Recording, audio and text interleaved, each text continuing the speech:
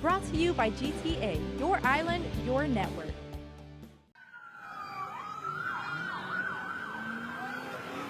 After 30 years on the force, former Chief of Police James Marquez says he's seen things he'll never forget. I recall this last case that involved a bunch of detectives, patrol officers, where a mother and a child were both shot in the forehead, still in their gown, and the 3-year-old girl was still in her pajamas, and we broke the door in and we found this. You know, I still dream about this. New research showing post-traumatic stress disorder rates for police officers are as high as rates for combat veterans, and sometimes higher. Every morning, as soon as you're on your shift, you wake up, you suit up, you put on your gear and your firearm. I consider that going to war daily. You don't know what to expect. And we tend to forget that these officers who are out there working today probably don't even know they're dealing with post-traumatic disorders or stress. So we need to take a look at the policies and the training that's available for officers, if any, and probably standardize it.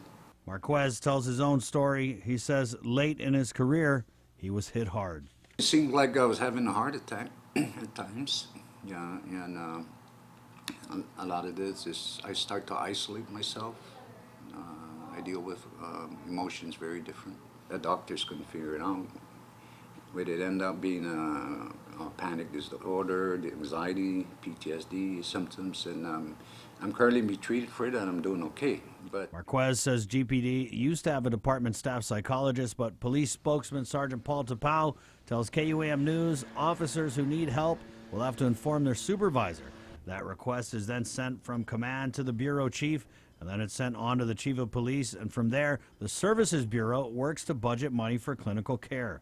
Marquez says because of a perceived mental health stigma, officers may be hesitant to try and get the help they need. You can see it in an officer. There's times when you see that he's not the same. He does not handle himself the way he used to. He starts to have a lot of fear with his job, and then he calls in sick a lot, you know.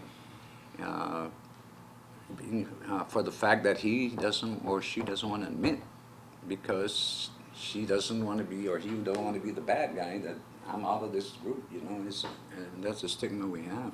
Tapau, meanwhile, could not confirm how much money GPD has budgeted for clinical care, and Marquez confirms the department doesn't have standardized PTSD responses and training, but he says that shouldn't stop cops from getting help. Don't be afraid to speak up. You know, I know we as officers have a lot of pride, but we got to learn to, that badge only covers a portion of our heart.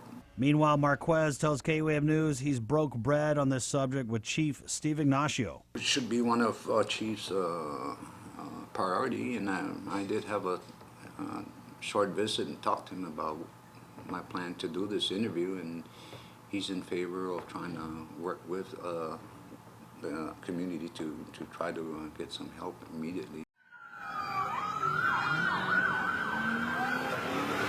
The Guam's News Network, Chris Barnett reports. Brought to you by GTA, your island, your network.